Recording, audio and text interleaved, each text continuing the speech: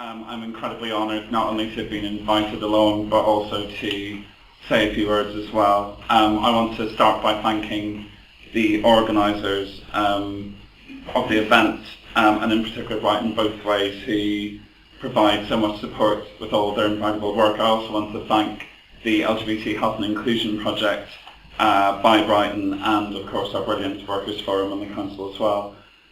So this year, as far as I'm aware, marks the 13th anniversary of Bisexuality Visibility Day.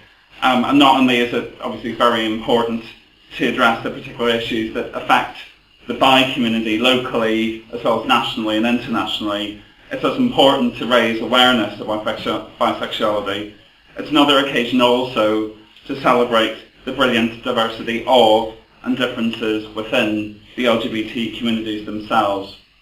Anecdotally, and from all of the research on the subject, we know that there's still significant misunderstanding about bisexuality and even denial of bisexuality's existence, although I imagine those people are probably helping to run Mitt Romney's campaign in the United States.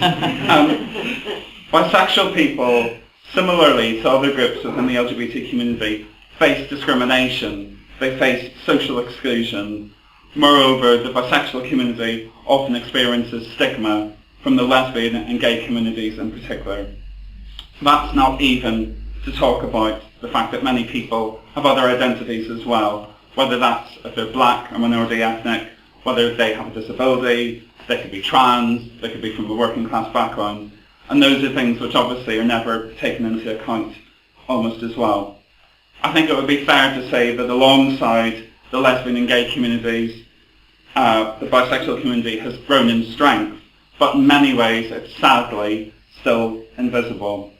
So outside of the organised bi scene and some of the queer spaces that we have, bi people often face severe isolation, and they report higher incidences of suicidal thoughts, and they suffer from poorer mental health than lesbian and gay people, who in turn obviously suffer poorer mental health than straight people.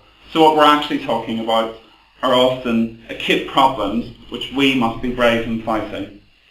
Bisexual people are entitled to the same dignity and deserve the same opportunity to live their lives without prejudice and discrimination. They should also have the right to develop and fully enjoy their identities and form relationships. I understand that we, as Brighton Hove City Council, should be taking a leading role in tackling the prejudice against bisexual people and challenge the normative approach to identity and sexuality.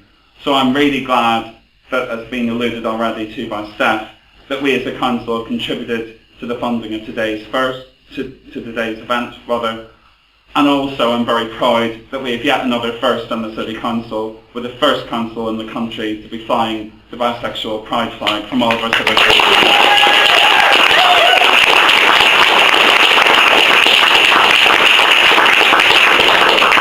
We're obviously going to commit to putting the event into our corporate diaries for future years. So what we'll obviously need to be doing is talking to all of you about what way we do this properly in the future as well. But thank you very much for your time, and thank you very much for the kind invitation. Thank you.